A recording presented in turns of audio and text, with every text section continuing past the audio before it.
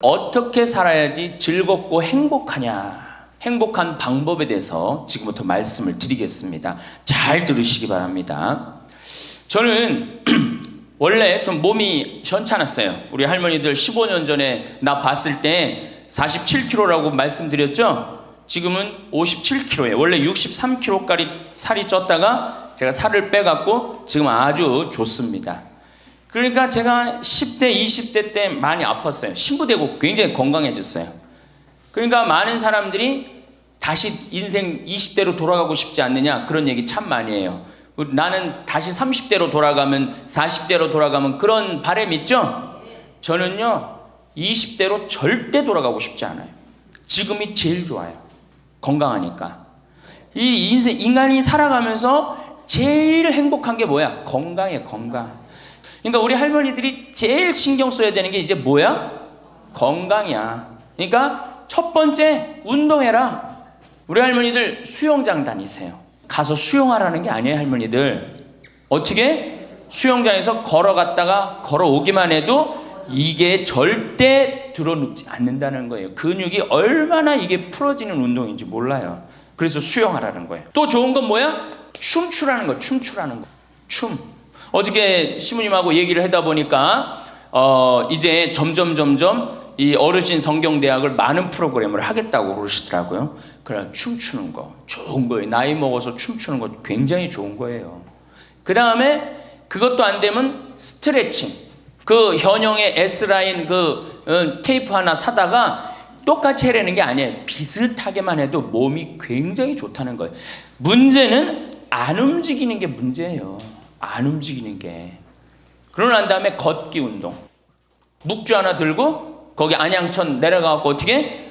잘 꾸며놨잖아요 이제는. 안양천 왔다 갔다만 해도 그게 건강에 좋은 거예요. 괜히 3단 받쳐요? 그래. 그러면은 한 3번 왔다 가고 9단 해갖고 마지막 집 가는 길 1단 해갖고 10단 받치면 딱 좋은 거지. 보통 5단 받치는데 한 25분 정도 걸리잖아요. 그러니까 이게 걷는 운동이 굉장히 중요해요. 제가 우리 할머니들을 위해 강의를 하기 위해서 읽은 책인데 여기에 아주 재미난 글이 나와요. 잘 들어보세요. 91살인 자 여기 91살 손 들어보세요. 없죠? 90살 넘은 분들? 91살인 에드워드의 예를 들어보자. 에드워드는 86살 때까지 평생 동안 하루도 운동을 한 적이 없다는 거예요. 86까지. 운동 안 하는 사람들 많죠. 우리 할머니들도 운동 전혀 안 하는 분들 있죠. 그러니까 86까지 평생 운동을 한 번도 한 적이 없대. 그 무렵 그는 노인을 위한 히브루 재활 센터를 방문하게 되었는데 마침 자신의 여가 시간을 채우기 위해서 무언가 할 일이 필요한 참이었다. 그는 건강한 삶이라는 노인을 위한 웨이트 트레이닝을 중심의 운동 프로그램을 등록하게 됐다. 웨이트 트레이닝이 뭐냐면은 엽기 들고 이러는 거. 그런 거예요. 할머니 예도 나와요. 할머니 예도. 86살 먹은 할머니 예도 나오는데 어쨌든 비록 그는 말초신경 장애로 인해서 다리 감각을 많이 상실한 심각한 상태였어. 99이면 생각해봐. 다리도 쩔뚝거리고 걷고 그렇겠죠? 그러니까 말초신경이 다 무너진 상태야. 일주일에 3번씩 다리 밀기 하는 거 있어요. 다리 밀기 하는 거, 무릎 뻗기, 다리 구부리기, 그 다음에 가슴 밀기, 이걸 기구 운동을 한 거야. 그러니까 그 웨이트 트레이닝을 한 거죠. 그는 다리 통증이 있어서 다리 밀기 기구는 한 번에 한 다리씩만 했어. 2다리를 못하고 한 다리씩만 했어. 남들이 보면 바보 같았겠죠.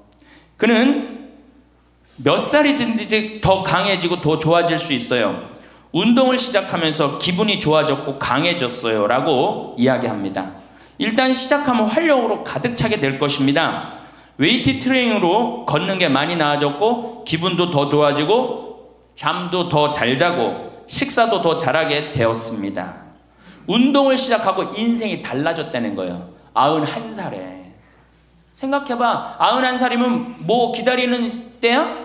이제 관에 들어갈 것만 기다리는 때라고 생각하잖아요. 그렇지 않다는 거예요. 죽을 때까지 사람 몸은 단련하면 건강해진다는 거예요.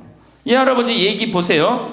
그는 노인치고 너무 넓어진 가슴 덕분에 책은 한 행사를 위해서 새로 옷을 구입해야만 했다. 무슨 얘기냐? 웨이트 트레이닝을 하니까 91살에 어떻게 됐어? 가슴이 넓어져 갖고 기본에 입던 양복을 못 입고 새로 샀다는 거예요. 91살에. 그러니까 나이 먹어갖고 제일 중요한 게 뭐야? 운동이야. 그러니까 할머니들 어떻게 오늘부터 운동을 하세요. 헬스장에 등록도 하고. 86살 먹은, 여기 이 책에 보면 86살 먹은 할머니가 헬스장에 등록을 해갖고 헬스를 하는데요, 인생이 완전히 달라진다는 거예요. 춤도 추고. 그러니까 우리 할머니들 어떻게? 수영장, 춤, 스트레칭, 걷기. 돈 없으면 걷기, 돈 없으면 걷기, 돈 좀 있으면 수영장, 집 하나 잡히면은 헬스장 등록할 수 있는 거예요. 그래서 건강처럼 우리 인생에 좋은 게 없어요. 이런 걸 해다가 죽어야지 꼴까닥 죽는 거예요. 꼴까닥 그냥 죽어요? 절대 그냥 꼴까닥 죽지 않아요. 아무것도 안 하면은. 근데 이걸 계속 하다 보면은 마지막에는 근력이 다 떨어질 때는 그냥 일본에서 그래요. 팽팽하게 산다는 거. 고무줄을 한번 생각해봐. 고무줄 쫙 늘어뜨려. 굉장히 팽팽하죠? 어느 순간에 이게 다 되면 어떻게 돼? 딱 끊어진다 그래. 그래서 일본에는 고무줄처럼 팽팽하게 살다가 죽을 땐 탁 끊어져서 죽듯이 그렇게 죽지 않은 운동이 있어요. 일본도. 그러니까 나는 우리나라는 무슨 운동? 꼴까닥 운동. 꼴까닥 운동을 난 하고 싶어요. 꼴까닥 죽고 싶으면 수영도 하고 춤도 추고 스트레칭도 하고 걷기도 하고 헬스도 하라는 거예요. 체조 좋죠. 그래서 우리 할머니들 노년의 가장 행복의 첫 번째 조건이 뭐다? 운동을 해라. 다리를 끌고 다닐 수 있으면 끌고 다닐 수 있을 때까지 끌고 다녀야 돼요. 성당 어떻게 평일미사 열심히 나가세요. 얼마나 중요해요. 지금 내 이제 하느님한테 곧 갈 때 아니야. 그러니까 하느님한테 잘 보여야 돼, 안 잘 보여야 돼? 그렇죠? 그럼 평일미사, 주일미사 말할 것도 없고. 가능한 한 며느리하고 사는 할머니들은 가능한 한 어떻게? 집을 벼주는 게 며느리를 위해서 좋은 거예요. 관계도 좋아져요. 자꾸 보면 관계가 나빠지는데 가끔 보면 좋아지게 돼 있어요. 그리고 이런 노인 어르신 성경대학 나왔고 전심도 해결하고 들어가고 1박 2일 이렇게 나온 며느리 얼마나 좋겠어. 그렇죠? 자, 두 번째, 우리나라 사람들이 진짜, 우리나라 할머니들이 진짜 못하는 게 뭐예요? 봉사예요. 미국은 노인이 3,300만인데 대부분이 봉사활동을 한다는 거예요. 심지어는 봉사활동 단체에 등록된 인원이 4천만 명이라는 거예요. 인원은 3,300만 명인데 등록된 인원은 4천만 명이라는 거. 한 군데만 봉사한다는 거 아니죠. 두 군데, 세 군데 봉사한다는 거예요. 그러니까 미국은 노인들 때문에 돌아간다는 거예요. 노인들 때문에. 근데 우리나라는 노인들, 봉사하는 노인들이 몇 명이나 돼요. 그러니까 우리가 그만큼 이기적으로 사는 거예요. 내 자식, 내 새끼, 우리 집만 생각하는 거지 우리 전체 사회를 생각하지 않는 거야. 아니 65세 넘어갖고 뭘 또 내 자식, 내 집, 내 새끼를 생각해. 이제는 좀 살 만큼 이 세상 얻어먹을 만큼 다 얻어먹었잖아. 세상에서 누릴 만큼 다 혜택을 누렸잖아요. 그러니까 이제는 어떻게 하고 돌아가야 돼? 되돌려주고 돌아가야지. 저는 제가 경복궁을 갔는데 그 얘기도 조금 있으면 말씀드리겠지만 할아버지 한 분이 나와서 해설을 하시는 거예요. 봉사하시는 거예요. 그러니까 일본어로 하시더라고. 일본 사람들 오니까 일본어로 저기 막 봉사활동 하는 거예요. 너무 멋있어요. 그러니까 우리 할머니들도 내가 봉사활동, 독일은 할머니들이 이 인형 눈 붙여갖고 3천만 달러를 모았어요. 3천만 달러면 300억이야. 눈 붙여갖고 어떻게? 우리는 눈 붙여갖고 돈 모으면 어떻게? 손자 용돈 주죠? 아프리카에 병원 짓는데 기부했어요. 그러니까 노년이 돼갖고 얼마나 의미 있게 살 수 있어. 봉사활동 할 수 있는 거. 그러니까 우리 할머니들 봉사활동 하십시오. 우리나라 그제도 말씀드렸지만 자식한테 매달려서 자식 걱정하는 게 70%가 넘어요.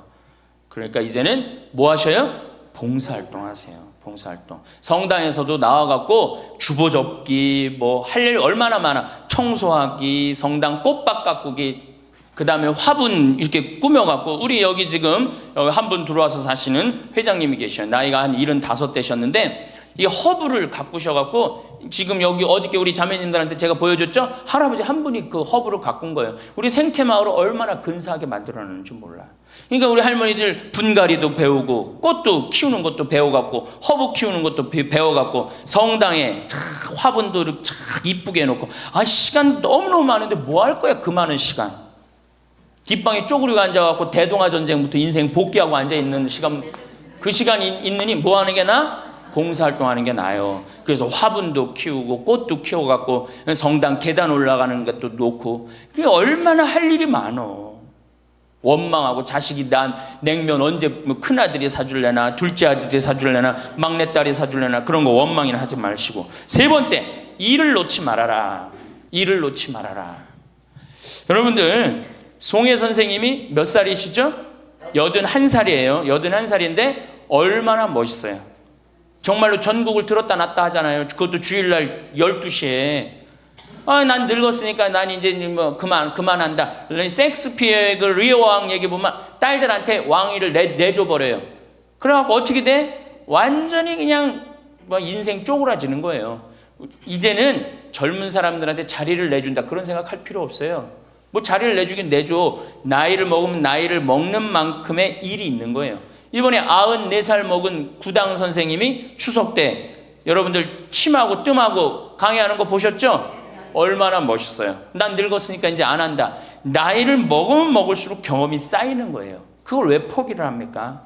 저는 그 일본의 할아버지들 보면은 95, 96 된 할아버지들도 회사 출근하고 일 다 운영해요. 우리나라가 뭐 너무너무 좋은 거, 젊은 거, 새로운 거 해갖고 오래된 거를 중히 여기지 않는데 할머니, 할아버지들이 사실은 삶의 경험이 훨씬 많은 거예요. 그 일을 놓으면 그게 다 없어지는 거예요. 그 구당 선생님이 하신 얘기가 있어요. 예전에는 혼자 알고 죽었다는 거예요. 혼자. 그래서 그게 한 사람한테만 전해져갖고 비법이라는 거예요. 비법. 근데 의술이라는 게 비법이 어디냐는 거야. 모든 사람이 다 알고 다 나아지는 게 좋은 거지. 너무 멋있는 생각 같아요. 그러니까 이제까지 살아온 경험을 어떻게 나눠주는 게 중요해요. 그래서 학교를 다녀야 돼. 그런 걸 체계화하기 위해서 60부터 63살까지 4년 동안 학교 다녀야지 노인 자격증을 줘야 돼. 그냥 나이 먹는다고 나이 먹는 게 아니에요. 제대로 먹어야지, 제대로. 그러니까 절대 일을 놓지 말아라. 이번에 중국 북경올림픽에서 자원봉사자 최고령이 몇 살이야? 103살의 최고령 봉사자예요. 103살짜리가 자원봉사했어요. 이번에 그 할아버지가 정말로 나이는 뭐에 불과해? 숫자에 불과한 거. 이제는 나이는 숫자에 불과한 거예요. 그러니까 우리 할머니도 어떻게? 일을 놓지 말아라. 신부님, 우리가 해는 일이 뭐가 있어요? 할 일 많아요. 호스피스도 있고 뭐 주위에 내가 그 평택에 있을 때 마리아 할머니가 있었는데 86이었어요. 그때 그 동방 재활원 있었어요. 그 장애, 중증 장애자. 거기 가고 밥 먹여주고 씻겨주고 그거를 매일 가서 하는 거예요. 너무 멋있더라고 그 할머니. 지금 이제 어떻게 됐는지 몰라. 이제 나이가 96, 뭐 거의 100살 됐을 텐데, 뭐 아마 안 돌아가셨을지도 몰라. 그렇게 건강하게 사셨다면은 안 돌아가셨을 거예요. 그러니까 할 일은 곳곳에 있다. 할 일은. 그러니까 뭐를 놓지 말아라? 일을 놓지 말아라. 바쁘죠? 네 번째, 내가 제일 중요하게 여기는 거, 공부해라.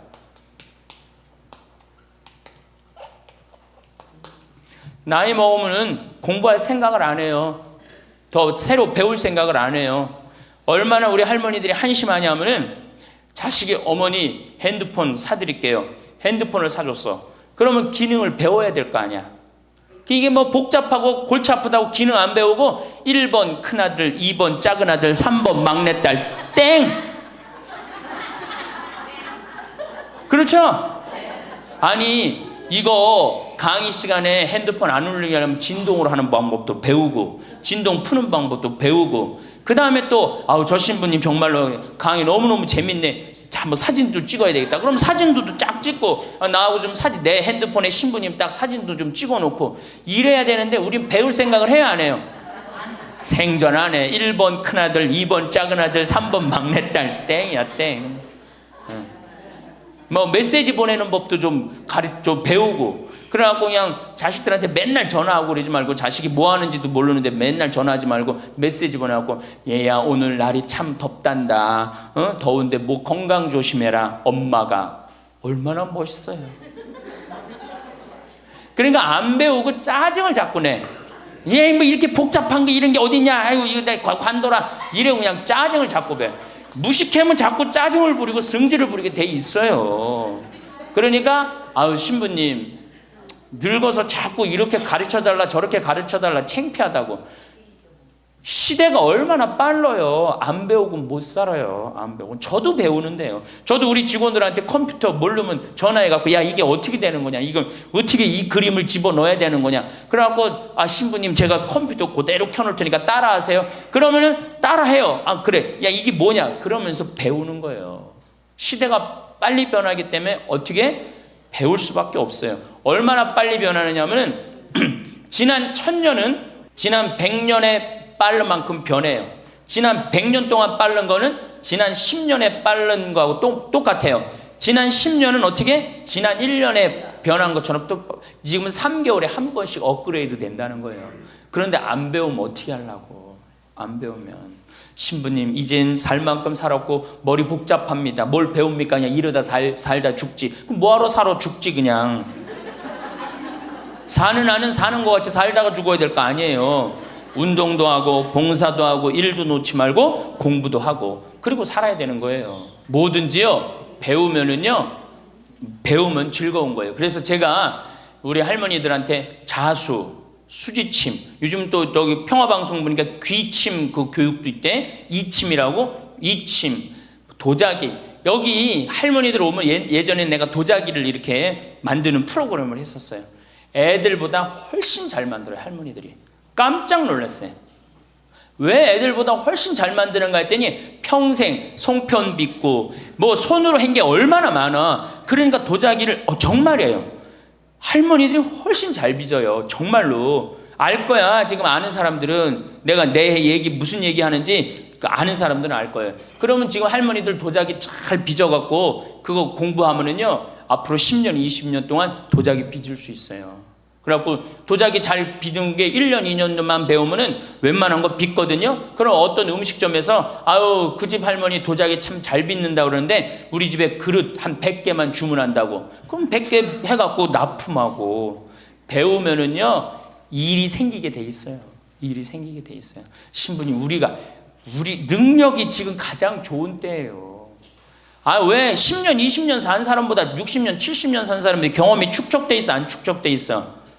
축적되어 있는 거예요. 그래서 깨달음이 자 인생을 4기로 나눕니다. 태어나서 25, 30살까지를 배움의 시기라고 그래요. 배움의 시기. 공부하고 배우죠. 이게 1기야. 인생의 1기. 30살서부터 50살까지는 사는 시기야. 사는 시기. 예. 그래갖고 장가가고 애 키우고 돈 벌고 집 마련하는 거야. 그렇죠? 50부터 70까지가 제3기야. 구분하는 사람마다 다 틀리지만은 50부터 이게 비상하는 시기라는 거예요. 이때 배움은 이때는 멋모르고 배우잖아. 이때는 삶의 경험이 다 축적돼 있잖아요. 그리고 이때 배우면요 그 배움의 깊이가 틀려진다는 거예요. 깨달음의 농도가 틀리다는 거예요. 굉장히 깊이 깨달을 수 있고 굉장히 깨달음이 클 수 있다는 거예요. 근데 이때 다 공부를 놓는단 말이에요. 이때 책도 안 읽고 생전 책 읽으라고 해도 책도 안 읽고 안 보인다고 그러고 안 읽죠? 안 보이긴 왜 안 보여? 피천득 선생님은 90살 될 때까지 다 봤는데 이게 자꾸 안 보니까 시력이 떨어지는 거예요. 계속 보면은 시력 안 떨어진다고 그래요. 뭐 텔레비전이나 계속 3시간 4시간 보니 그놈의 눈이 나빠지지. 뭐 하늘만큼 땅만큼 너는 내 운명 춘자 내 경산한 내 이런 거나 보고 있으니까 시력이 나빠지지. 5번째, 인생을 즐겨라. 저는 엄마가 뿔났다 해서 이순재 선생님이 그 어떤 이쁘장한 할머니랑 데이트 요즘 하죠? 그런데 둘째 아들이라는 의사라는 아들놈이 나타나갖고 아버지의 그거를 아주 못을 받고 나갑니다. 그놈 이 세상에 나쁜 놈 중에 제일 나쁜 놈 중에 하나예요. 왜? 아버지는 감정이 필요 없다 이거야. 그래 나이를 먹을수록 감정이 더 애틋합니다. 나 강의 끝나고 나 끌어안는 할머니들 많아요. 막 끌어안고 젊은 30대 40대 아줌마들은 강의 듣고도 나 안 끌어안죠. 근데 60대 70대는 할머니 끌어안는단 말이에요. 누구 감정이 애틋한 거예요? 할머니 감정이 더 애틋한 거예요. 아니 나이를 먹어갖고 사랑하는 사람 만나갖고 기대고, 아까 어제 계속 제가 말씀드렸잖아요. 나이를 먹으면 유대관계가 아주 중요한 거예요. 남편이 없다, 친구가 없다, 너무너무 외로운 거야. 그런데 그 와중에 그 이쁘장 할머니랑 데이트를 하는데 그거를 반대하는 자식은 그 자식이에요. 그래서 여러분들 우리가 인생을 즐길 줄 알아야 돼요. 우리 할머니들 경복궁 자 전철 타면은 전철비 공짜 아니야? 공짜죠? 경복궁 입장료 공짜 아니야? 공짜죠? 공짜예요. 65세 넘으면은. 자 보세요. 야 오늘은 내가 왕비처럼 대왕 대비마마가 되고 싶다. 노인 어르신 성경대학 같은 반 우리 도시락 싸들고 가자. 가면은요 그 얼마나 궁이 이뻐. 그럼 다 설명도 해줘. 그 뒤에 부용정이라는 데 가봐. 얼마나 그 정원이야. 왕실의 정원이에요. 이 내가 세계 여러 나라 정원 다녔지만 우리나라 정원처럼, 우리나라 궁의 정원처럼 자연스럽고 아름다운 데는 없어요. 다 다른 데는 꾸며놓고 정말로 편안하지 않아. 근데 거기 이렇게 산책을 하다 보면요 그냥 너무너무 좋다. 특히 이제 단풍 들 때 가봐요. 정말 기가 막히지. 그러니까 경복궁. 오늘은 우리 경복궁 가자. 경복궁 가갖고 하루 점심 먹고, 내일은 창덕궁, 모레는 어르신 성경대학이니까 어르신 성경대학도 가고, 다음 날은 3일 돌아다녔으니까 피곤하니까 하루 집에서 쉬고, 다음 날은 덕수궁. 그 다음에 또 내가 할머니들한테 많이 청하는 거는 박물관에 많이 다니시라는 거예요. 이거 다 배움하고 다 연결돼 있는 거야. 박물관에 가보세요. 내가 그동안 우리나라를 느끼지 못했던 걸 박물관 가면 국립박물관 가봐. 모든 걸 다 느낄 수 있어요.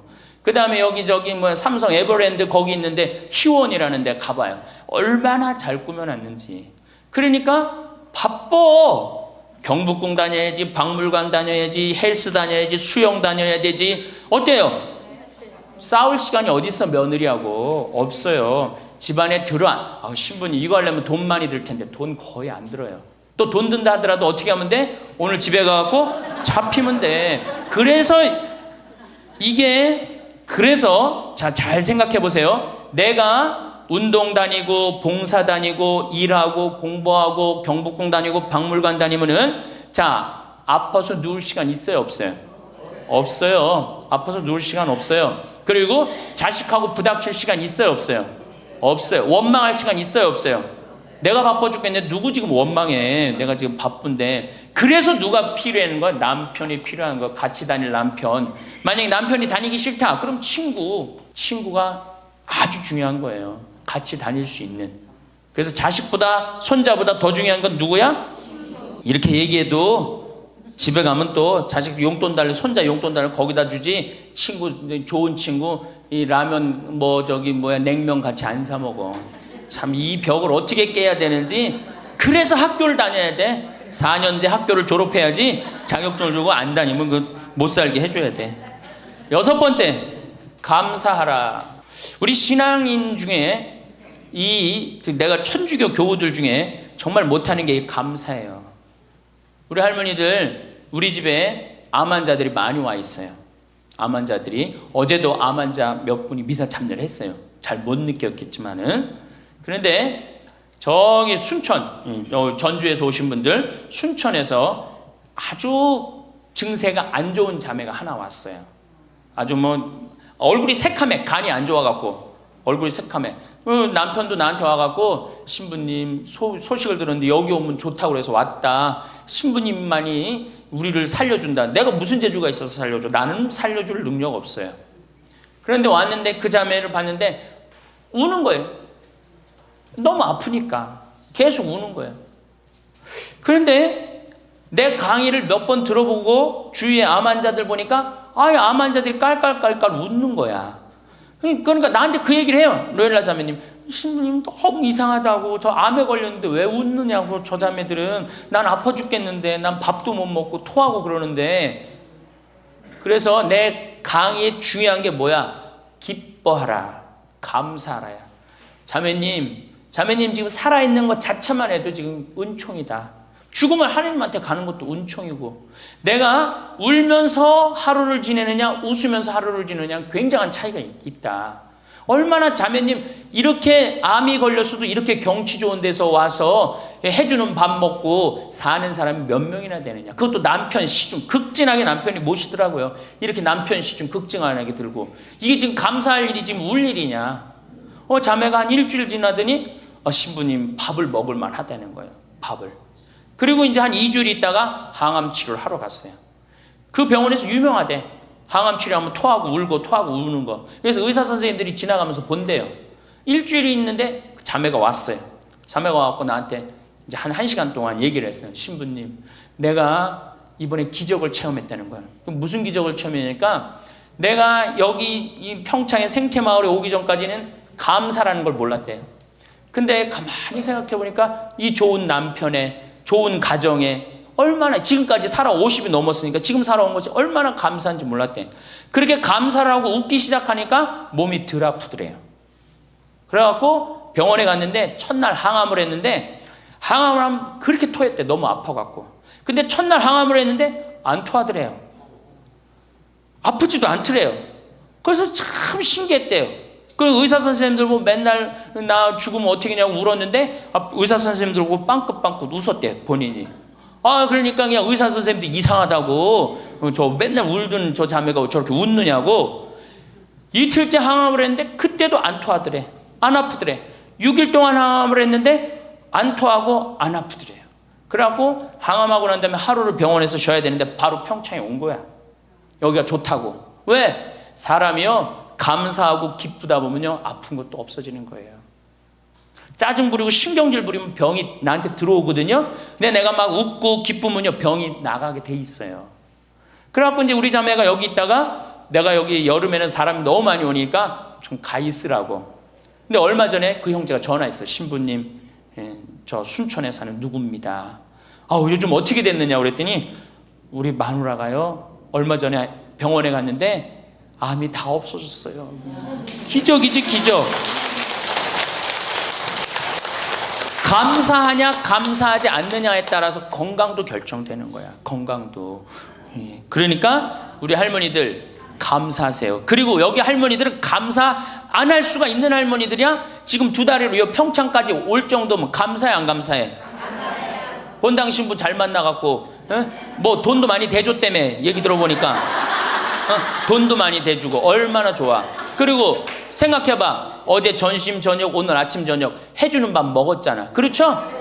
맨날 내가 집에서 해 먹어야 되는데 해주는 밥 먹고 얼마나 감사해. 또 어젯밤에 이렇게 빈님이 오시는데 아침에 일어나니까 저 구름, 산에 걸려있는 구름 이뻐요 안 이뻐요?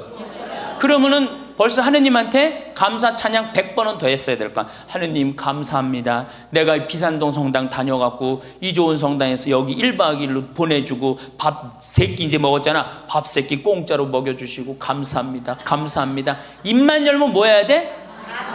감사합니다 해야죠? 그러면은 건강한 거예요. 건강한 거예요. 예, 그러고 살아야 돼. 그리고 집에서도 자식들 앞에서 입만 열면 뭐 해야 돼? 감사하다. 니네들 건강하고 나도 건강하고 감사하다. 그냥 냉면 안 얻어먹은 거 이런 것만 원망하지 말고.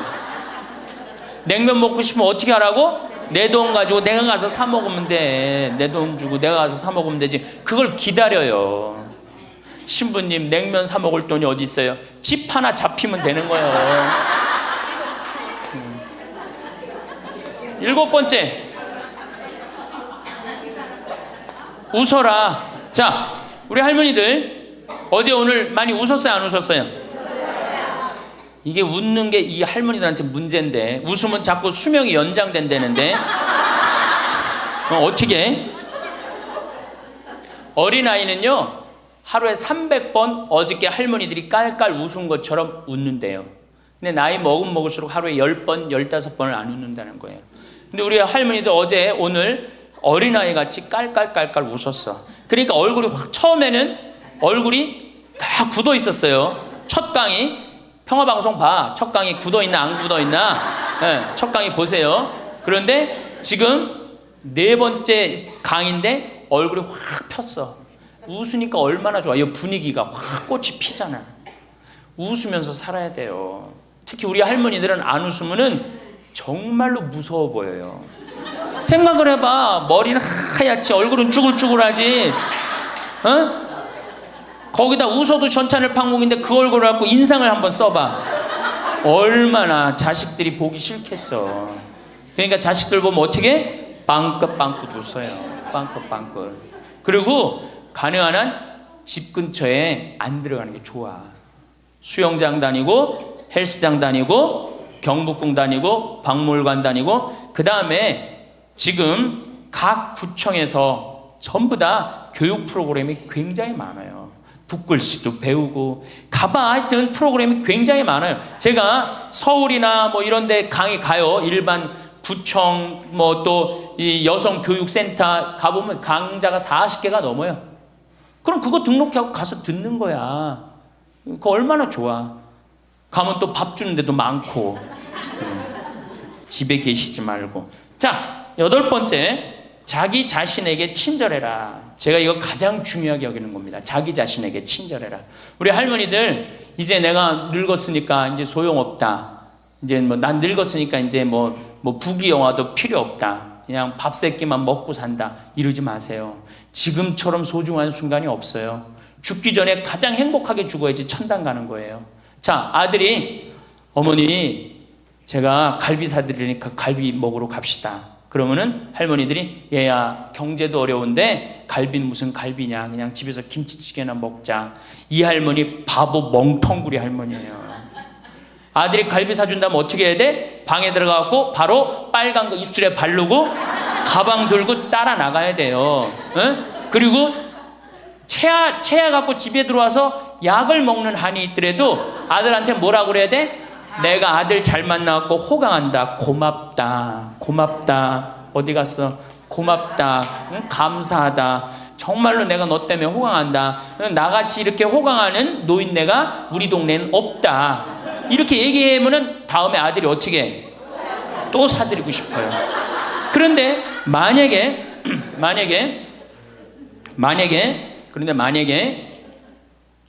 나는 먹으러 가기 싫다. 그리고 또 뭐가 꼬이는 게 있어갖고 더 화가 나면은 더 어깃장을 놓죠? 그러면 다음에 갈비 먹으러 갈 때 자, 가자 그러면은 저기 뭐 우리끼리 가자 그러면 손자가 할머니도 같이 가야지. 할머니 그거 싫어해. 우리끼리 가자. 그리고 간단 말이야. 자, 그리고 이제 그 소리를 들으면 또 어떻게 돼?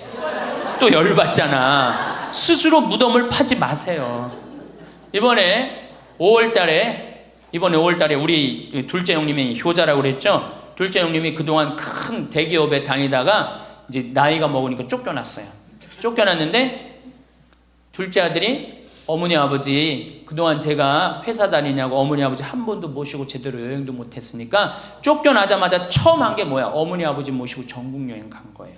전국 여행. 어머니가 전화를 했어요.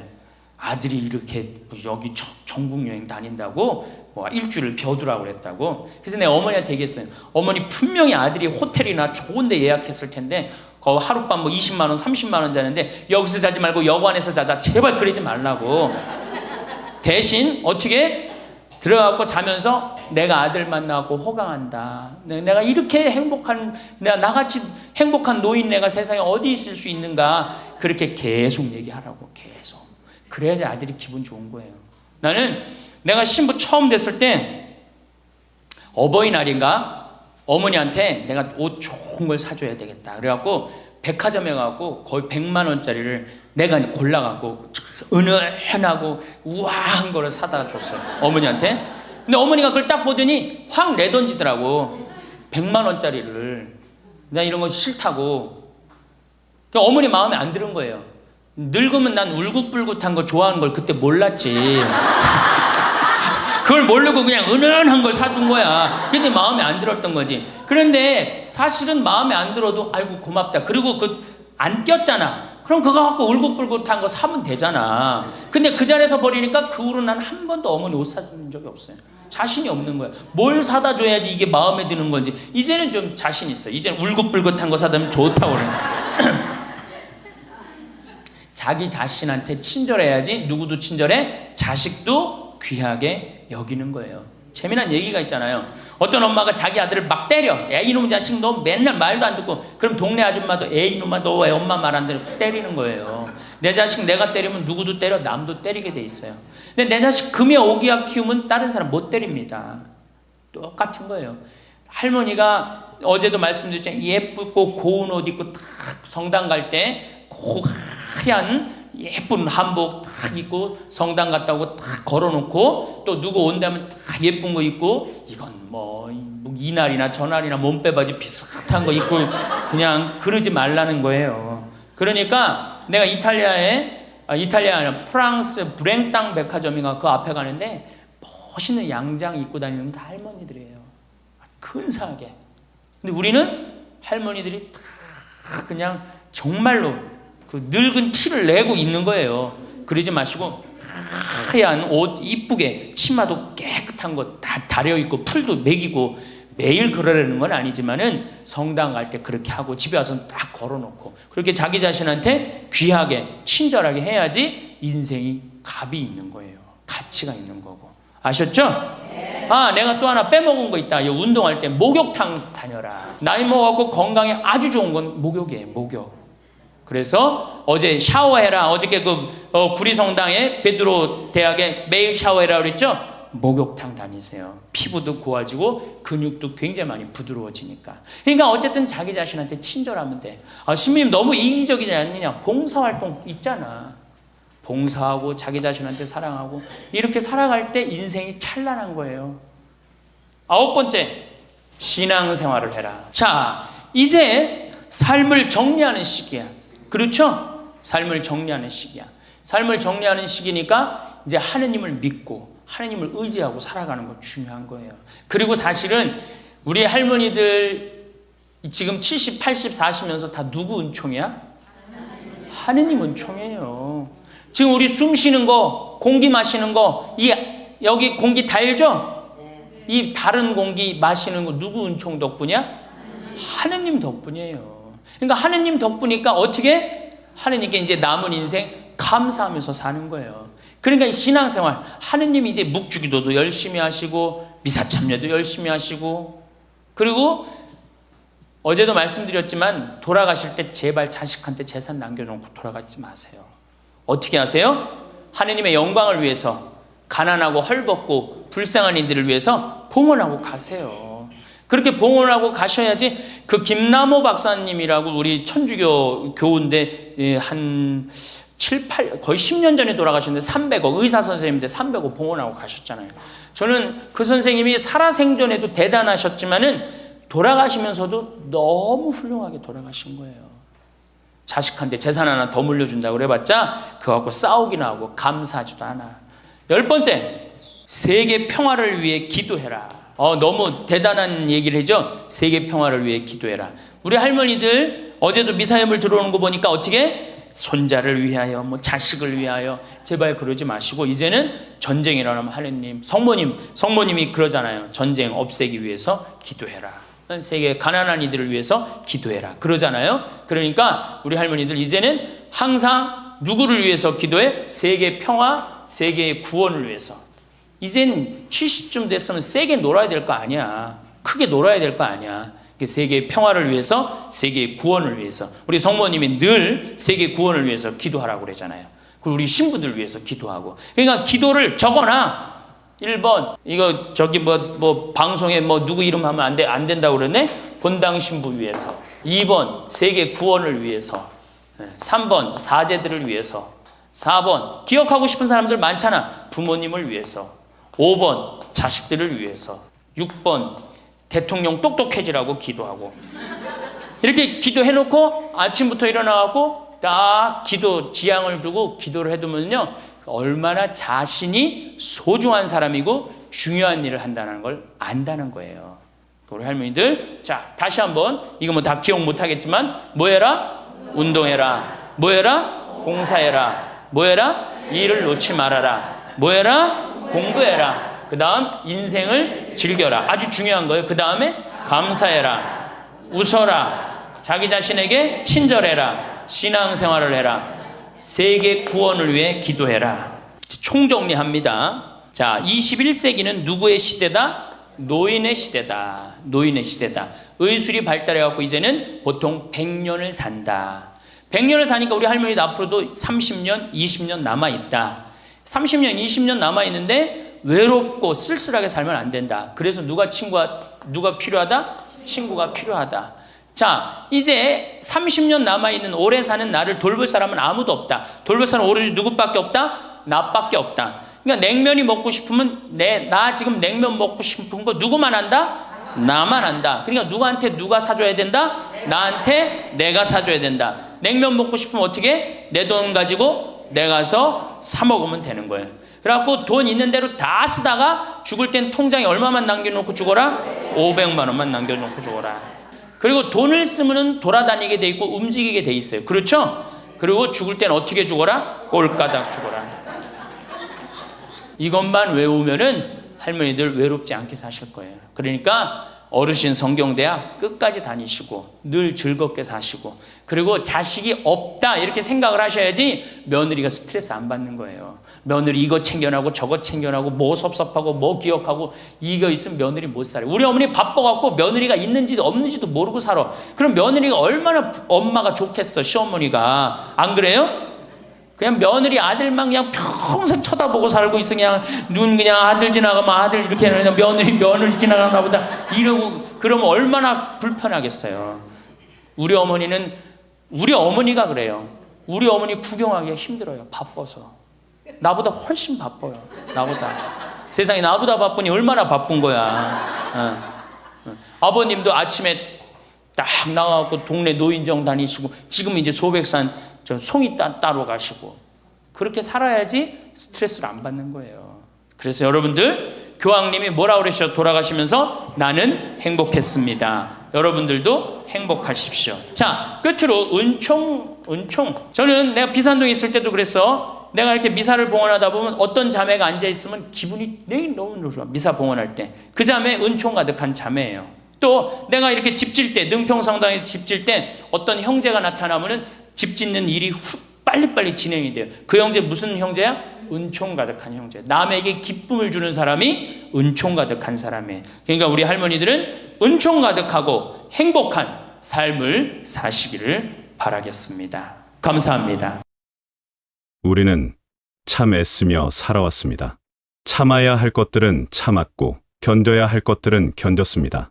책임져야 할 것들을 묵묵히 짊어지고 걸어왔습니다. 그렇게 살아온 날들이 쌓여 지금의 우리가 되었습니다.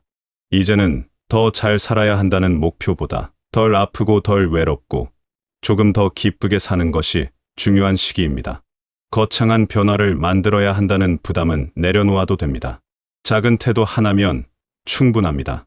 이 글은 여러분을 다그치지 않습니다. 다만 이미 충분히 애써온 여러분에게 이제는 조금 다른 방식으로 살아도 괜찮다는 이야기를 전하고 싶을 뿐입니다.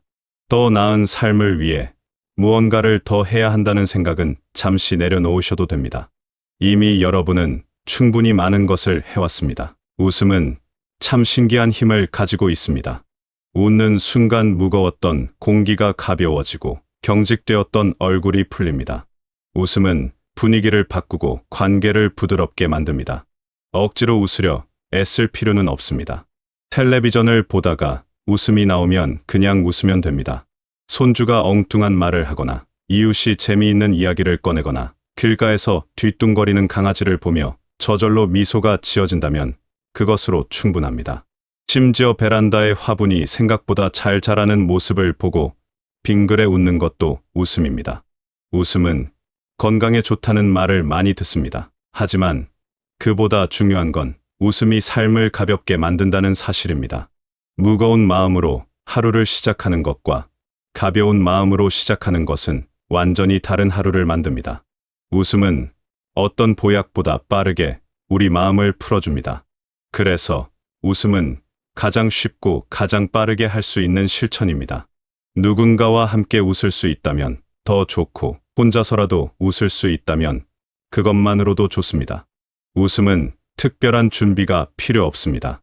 그저 마음이 열리는 순간 자연스럽게 찾아오는 것입니다. 가끔은 웃을 일이 없다고 느껴질 때도 있습니다. 그럴 때는 웃을 수 있는 것을 찾아보면 됩니다. 예능 프로그램을 틀어놓거나 옛날에 재미있었던 일을 떠올려 보거나 창밖을 내다보며 평화로운 풍경을 바라보는 것만으로도 마음이 조금씩 열립니다. 웃음은 의무가 아닙니다. 하지만 웃음이 있는 하루와 없는 하루는 분명히 다릅니다. 웃음이 있는 하루는 조금 더 가볍고 조금 더 살만합니다. 웃음의 힘은 생각보다 큽니다. 웃음은 우리를 둘러싼 세상을 다르게 보이게 만듭니다. 같은 상황이어도 웃으면서 바라보면 조금 덜 심각해 보입니다. 웃음은 긴장을 풀어주고 경직된 마음을 부드럽게 만들어줍니다. 아침에 일어나서 거울을 보며 웃어보는 것도 좋습니다.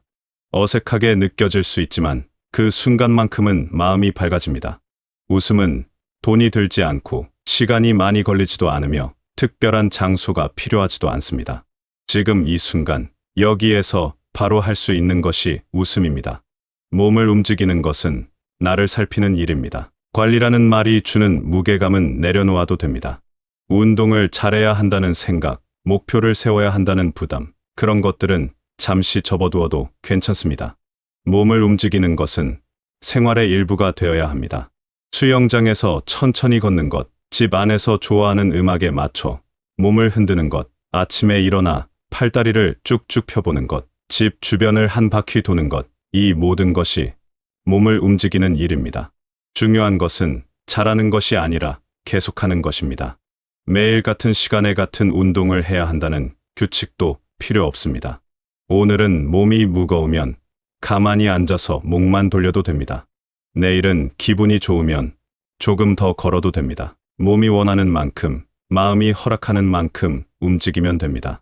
오늘도 내 몸을 한번 쓰다듬듯 움직였다는 것만으로도 충분합니다. 몸은 우리가 생각하는 것보다 정직합니다. 조금씩이라도 움직여주면 몸은 그에 응답합니다. 뻣뻣했던 관절이 조금 부드러워지고 답답했던 가슴이 조금 열립니다. 몸이 가벼워지면 마음도 따라서 가벼워집니다. 반대로 몸이 무거우면 마음도 무거워집니다. 이 둘은 떨어질 수 없는 관계입니다. 그래서 몸을 돌보는 것은 결국 마음을 돌보는 일이기도 합니다. 웃음이 마음을 가볍게 만든다면 몸을 움직이는 것은 마음과 몸을 연결하는 일입니다. 몸이 편해지면 마음도 따라서 편해집니다. 마음이 가벼우면 몸도 덜 무겁습니다. 이 둘은 따로 떨어져 있지 않습니다. 그래서 몸을 돌보는 것은 곧 나를 돌보는 일이 됩니다. 무리하지 않고 억지로 하지 않으면서도 조금씩 나를 살피는 일. 그것이 바로 몸을 움직이는 진짜 이유입니다. 건강을 위해서가 아니라 나를 위해서 움직이는 것입니다. 누군가에게 보이기 위해서가 아니라 나 스스로 기분이 좋아지기 위해서 움직이는 것입니다. 그렇게 생각하면 움직이는 것이 훨씬 편해집니다. 의무가 아니라 선택이 되고 부담이 아니라 즐거움이 됩니다. 몸을 움직이고 나면 기분이 좋아지는 것을 느낄 수 있습니다. 땀이 조금 나고 숨이 조금 차고 몸이 조금 따뜻해지는 그 느낌. 그것이 바로 내가 살아있다는 증거입니다. 몸을 움직이는 방법은 무궁무진합니다. 꼭 밖에 나가지 않아도 됩니다. 집 안에서도 충분히 할 수 있습니다. 청소를 하며 몸을 움직이는 것도 좋고 설거지를 하며 발끝으로 서보는 것도 좋습니다. 빨래를 널며 팔을 쭉쭉 펴보는 것도 운동입니다. 일상의 모든 움직임이 몸을 돌보는 일이 될 수 있습니다. 감사는 거창할 필요가 없습니다. 감사는 성격이 아니라 습관입니다. 타고나는 것이 아니라 만들어가는 것입니다. 어떤 사람들은 감사할 줄 아는 사람이 따로 있다고 생각합니다. 하지만 감사는 특별한 사람만 하는 것이 아닙니다. 누구나 할 수 있고 누구나 배울 수 있는 것입니다. 다만 우리가 그동안 감사보다는 걱정을, 기쁨보다는 불안을 먼저 배워왔을 뿐입니다. 감사는 큰 것에 하는 것이 아닙니다. 작은 것에 하는 것입니다. 살아있다는 것, 숨을 쉴 수 있다는 것, 따뜻한 물로 씻을 수 있다는 것, 밥을 먹을 수 있다는 것. 이런 평범한 일상이 사실은 감사할 일입니다. 누군가 문 앞에 택배를 놓아주는 것, 이웃이 반갑게 인사하는 것, 비가 내리다가 그치는 것, 햇살이 따스하게 들어오는 것. 이런 작은 순간들이 모두 감사의 대상입니다. 오늘도 무사히 지나갔네. 이 정도면 충분합니다. 거창한 감사의 목록을 만들 필요도 없고 매일 일기를 쓰듯 기록할 필요도 없습니다. 그저 잠들기 전 오늘 하루를 떠올리며 고맙다고 속으로 중얼거리는 것만으로도 감사는 이루어집니다. 감사는 마음을 부드럽게 만듭니다. 단단하게 굳어있던 마음이 조금씩 풀립니다. 감사가 기쁨을 낳고 기쁨이 다시 몸을 살립니다. 감사하는 마음은 우리가 가진 것에 집중하게 만듭니다. 없는 것을 아쉬워하기보다 있는 것을 귀하게 여기게 됩니다. 부족한 것을 한탄하기보다 충분한 것을 기뻐하게 됩니다. 이런 마음의 전환은 삶을 완전히 바꿔놓습니다. 같은 상황이어도 감사하는 마음으로 바라보면 달라 보입니다. 비가 와서 불편하다고 생각할 수도 있지만 비가 와서 공기가 깨끗해진다고 생각할 수도 있습니다. 몸이 예전 같지 않아서 답답하다고 느낄 수도 있지만 그래도 움직일 수 있다는 것에 감사할 수도 있습니다. 감사는 우리의 시선을 바꿉니다. 불평하는 마음에서 고마워하는 마음으로, 불만스러운 마음에서 만족하는 마음으로 바뀌게 됩니다. 이런 변화는 하루아침에 일어나지 않습니다. 천천히 조금씩 변해갑니다. 하지만 분명한 것은 감사하는 마음을 가지려고 노력하면 삶이 조금씩 나아진다는 것입니다. 웃음이 삶을 가볍게 만들고 몸을 움직이는 것이 나를 살피는 일이라면 감사는 이 모든 것을 하나로 묶어주는 끈입니다. 감사하는 마음이 생기면 자연스럽게 웃음이 나오고 몸도 가벼워집니다. 감사는 우리가 지금 가진 것에 눈을 돌리게 합니다. 그렇게 감사는 삶의 방향을 바꿉니다. 감사는 우리를 현재에 머물게 합니다. 과거를 후회하거나 미래를 걱정하는 대신 지금 이 순간에 집중하게 만듭니다. 이제는 나에게도 친절해도 됩니다. 우리는 남에게 맞추며 살아왔습니다. 가족을 위해, 누군가를 위해, 해야 할 일을 위해 나를 뒤로 밀었습니다. 그렇게 사는 것이 당연하다고 배웠고 그렇게 살아야 떳떳하다고 믿었습니다. 하지만 이제는 스스로를 귀하게 대접해도 됩니다. 나를 아끼는 것은 이기적인 일이 아닙니다. 나를 돌보는 것은 당연한 일입니다. 누군가 호의를 베풀면 받아도 됩니다. 괜찮다고, 됐다고, 그러지 않아도 된다고 손살에 칠 필요가 없습니다. 고맙게 받으면 됩니다. 내가 하고 싶은 일이 있다면 해도 됩니다. 누군가에게 폐를 끼치는 것이 아니라면 나를 위해 시간을 쓰고 돈을 쓰는 것은 잘못된 일이 아닙니다. 가고 싶은 곳이 있으면 가도 되고 먹고 싶은 것이 있으면 먹어도 됩니다. 쉬고 싶으면 쉬어도 되고 아무것도 하기 싫으면 그냥 가만히 있어도 됩니다. 호강은 사치가 아닙니다. 호강은 애쓴 삶에 대한 보상입니다. 스스로에게 작은 선물을 하는 것, 조금 더 편한 것을 선택하는 것, 마음에 드는 것을 사는 것, 이런 것들은 삶을 풍요롭게 만듭니다. 물질적인 것만을 말하는 것이 아닙니다. 마음의 여유도 호강입니다. 하기 싫은 일을 거절하는 것도 호강입니다. 나를 불편하게 만드는 관계를 정리하는 것도 호강입니다. 나에게 친절해진다는 것은 나를 먼저 생각한다는 뜻입니다. 항상 남을 먼저 생각하는 것이 미덕이라고 배웠지만 이제는 나도 그 대상에 포함시켜도 됩니다. 나를 먼저 챙기고 나를 먼저 위로하고 나를 먼저 기쁘게 하는 것. 이것이 이기심이 아니라 자기 돌봄입니다. 나를 소중히 여기는 사람만이 다른 사람도 진심으로 소중히 여길 수 있습니다. 나를 사랑하는 사람만이 다른 사람도 제대로 사랑할 수 있습니다. 나에게 친절해지는 것은 작은 것부터 시작됩니다. 아침에 일어나서 거울을 보며 스스로에게 좋은 하루 되라고 말해주는 것, 좋아하는 음식을 먹으며 행복하다고 느끼는 것, 피곤할 때 누워서 쉬는 것을 허락하는 것. 이런 작은 친절들이 모여서 나를 사랑하는 마음이 됩니다. 거창한 사랑이 아니어도 괜찮습니다. 작고 소소한 친절만으로도 충분합니다. 나를 대하는 태도가 바뀌면 삶도 바뀝니다.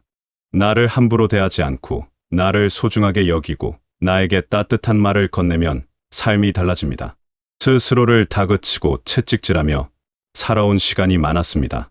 이제는 스스로를 다독이고 격려하며 살아도 됩니다. 잘못한 것이 있어도 용서해주고 실수를 해도 괜찮다고 말해주고 힘들면 쉬어가도 된다고 허락해주는 것. 그것이 나에게 친절해지는 것입니다. 행복하게 사는 법은 이미 알고 있습니다. 웃고, 움직이고, 감사하고, 나에게 친절해지는 것. 이것들은 새로 배워야 할 것이 아닙니다. 다시 허락해야 할 것들입니다. 우리는 이미 알고 있습니다.